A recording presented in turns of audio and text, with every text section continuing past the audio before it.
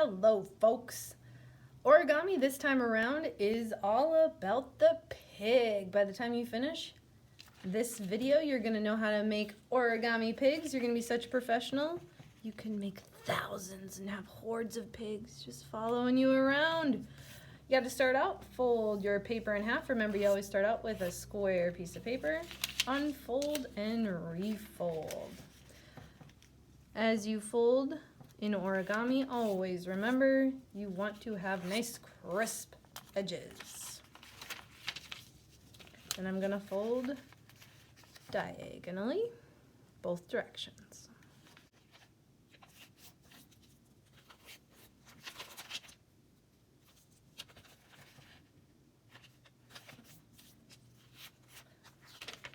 All right, once I have those creases made, I am going to take my paper along this midline. I'm going to take the edge of my paper and do a book fold all the way in. Both sides.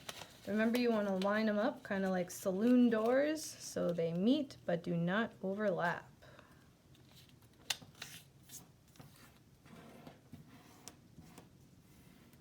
All right, from here, you're gonna fold our paper in half, but we wanna fold it in half so that our folds are on the outside. Okay, so I'll do that again, like this. All right, so our loose paper's on the bottom. And you should have crease in both corners. What you're going to do is you're not creating a new fold, but you're going to bring your paper down on those creases. And you're creating a three-dimensional object. So flip. What you do on one side, you always want to do on the other. Again, you're not creating a new fold. You're just using the creases you already made.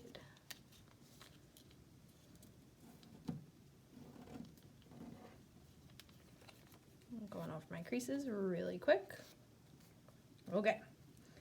Now, what you're gonna do is you're gonna open up one of the corners, separate it, and using the creases, we're just gonna reposition it nice and flat. And then do the same thing on the opposite side. So open it up and reposition.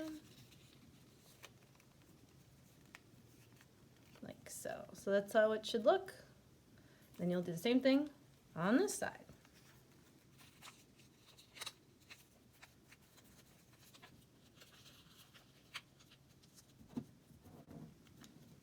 All right, now I want to flatten out my form, go over my creases a little bit.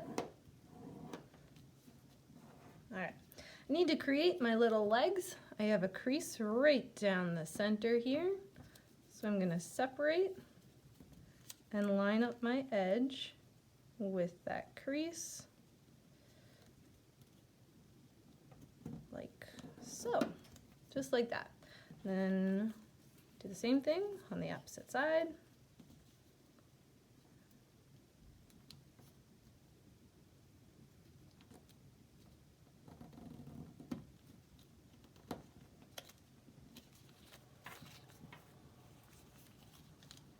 And the back.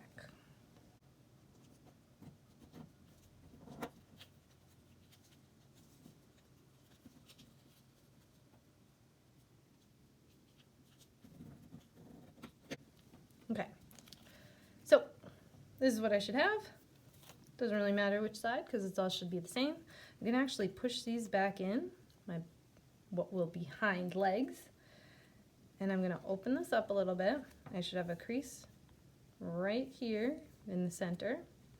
I'm gonna open it up and push, not creating any new folds. I'm just repurposing the ones I already have, and close. Okay, so then I can bring my legs back down where they were, like so. Now I gotta make the butt a little slant right here. So what I'm gonna do is separate. You're gonna do fold in like that. but you got to do both sides.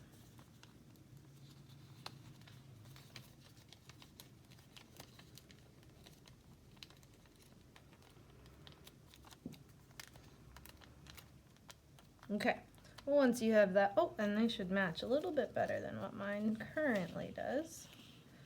So let me edit that. Here we go. Okay. Now what you're gonna do is you gotta create that little tail. So this little guy right here, and we're gonna do that by opening up. So we're here, we're gonna open up our pig again, grab this one that we just tucked in, and we're gonna bring it out a little bit. So we're pulling it up. When we don't want a huge tail, because pigs don't have super long tails, but we want it large enough that we can see it. Maybe this one's got a little tail. A little bit ittier tail, ittier bittier tail than his buddies. Okay, so you just do a little back fold like so. We are almost done. At this point, we need to get the head. So what I'm going to do is I'm going to just flip it over so I can work on the head because I'm right-handed, so I like to use my right hand. And I am going to just create a crease, so I'm just folding up like so.